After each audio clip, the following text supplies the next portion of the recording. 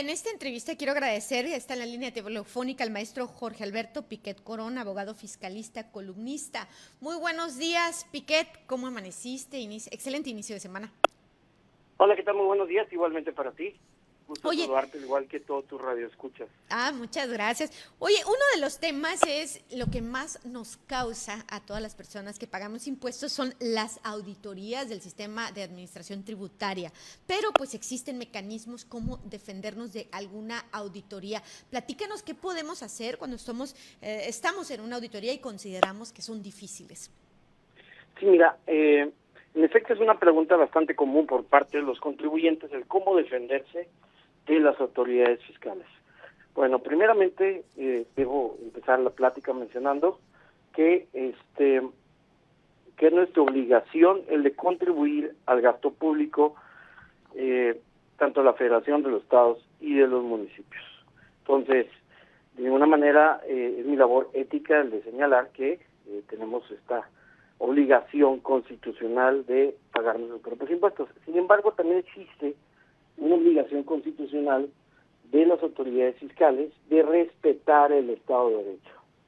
Entonces, al momento de que se practica una auditoría, en muchas ocasiones las autoridades fiscales pisotean el Estado de Derecho, es decir, vulneran los derechos de los contribuyentes a través de al momento de ejercer las denominadas auditorías. Estas auditorías hoy en día puede ser una visita domiciliaria, que es cuando el SAT va al domicilio fiscal del contribuyente y revisa la contabilidad. Puede ser una revisión de gabinete o escritorio, que básicamente es cuando hay una solicitud de información y te dice la autoridad, tráemela a mis oficinas. Y la otra es una revisión electrónica, es decir, a través del buzón tributario. Pero bueno, ¿cómo nos podemos defender? Primeramente, lo que debemos de realizar es buscar una asesoría legal. ¿Por qué? Porque ya cuando existe una auditoría, ya pasa de ser un plano contable a ser un plano de carácter legal y debemos de buscar la asesoría de un abogado fiscalista. Entonces, ¿cómo nos vamos a defender? El primer medio de defensa lo es un recurso que se llama el recurso de revocación. El recurso de revocación, el contribuyente goza de 30 días para poder promoverlo y se promueve ante la propia autoridad fiscal. La realidad de las cosas es de que el recurso de revocación tiene muy pocas probabilidades de éxito debido a que es la propia autoridad fiscal ante quien se promueve este medio de defensa. Sin embargo, su simple interposición nos da ciertos beneficios como lo es la suspensión. ¿Qué es la suspensión? Que no nos van a venir a molestar hasta entonces se resuelva el recurso de revocación. Es decir, no va a haber ningún embargo de cuentas bancarias, no va a haber remoción de sellos digitales, no va a haber ningún acto de molestia hasta entonces se ha resuelto este recurso de revocación. Y bueno, no nos dieron la razón en el recurso de revocación, que es lo que regularmente sucede. Tenemos la posibilidad de acudir a un medio de defensa que goza de plena autonomía, que se promueve ante el Tribunal Federal de Justicia Administrativa. Este juicio se denomina el juicio de nulidad o la demanda de nulidad. Esta demanda de nulidad es resuelta por 3 magistrados que gozan de plena autonomía para resolver, tienen una competencia en materia fiscal y en materia administrativa. Es decir, no nada más las propias auditorías del SAT, sino de las autoridades administrativas diversas, como por ejemplo el INSS, el Infonavit, la Profeco, la Semarnat, la Conagua y cualquier autoridad que tenga competencia de carácter federal. Entonces, este tribunal, completamente autónomo, integrado por 3 magistrados, resolverán la demanda de nulidad y si el contribuyente no obtiene un resultado favorable en la demanda de nulidad, este puede acudir al amparo directo. Este amparo directo se promueve ante el propio Tribunal Federal de Justicia Administrativa, sin embargo resuelto por un tribunal colegiado de circuito, que aquí en Baja California se encuentran en la ciudad de Mexicali, y quienes resolverán sobre el fondo y la forma sobre este esta sentencia que fue resuelta por parte del Tribunal Federal de Justicia Administrativa y resolverán si esta sentencia se apegó a derecho, es decir, se apegó a lo consagrado en la Constitución Política de los Estados Unidos Mexicanos. Oye, pues es bastante amplio, digo, los mecanismos de defensa que tenemos. Y te voy a poner este ejemplo porque es como que el que más se escuchó, digo, estamos hablando del sistema de administración tributaria, pero de Baja California, esto en el tema de saldos COCO.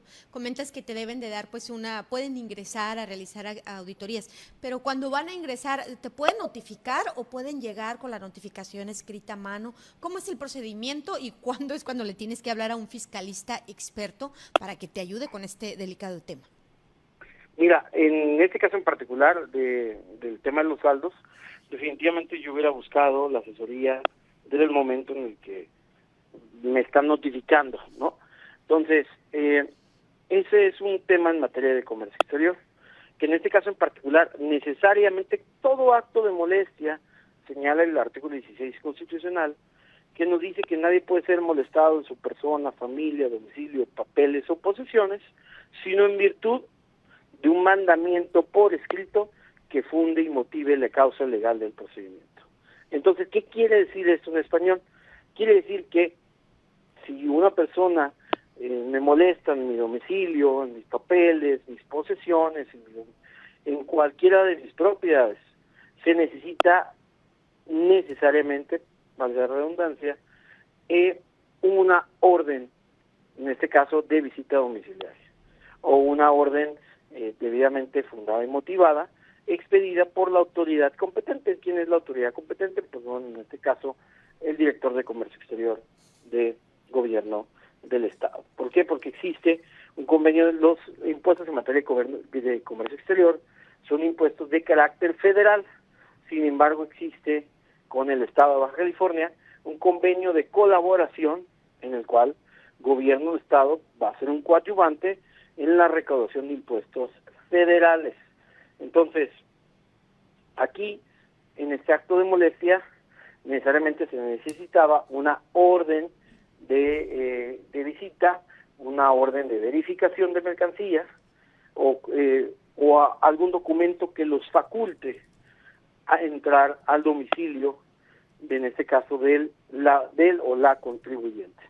Y nos va a decir en esta orden, va a decir, vamos a revisar impuestos federales de materia de comercio exterior, en materia de impuesto a valor agregado, etcétera, vamos a revisar la mercancía, vamos a revisar las posesiones del contribuyente.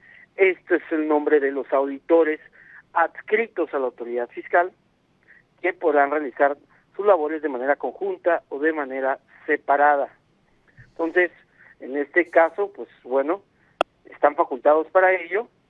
Habría que leer la orden de visita, que en muchas ocasiones, tanto la orden de visita como la resolución, etcétera, pues trae consigo muchas irregularidades, ¿no? Por eso mencionaba yo el tema al inicio de la entrevista, que en muchas ocasiones la autoridad fiscal pisotea el Estado de Derecho al momento de ejercer sus facultades de comprobación, llámese sus visitas domiciliarias, revisiones de gabinete, en materia de comercio exterior, etcétera.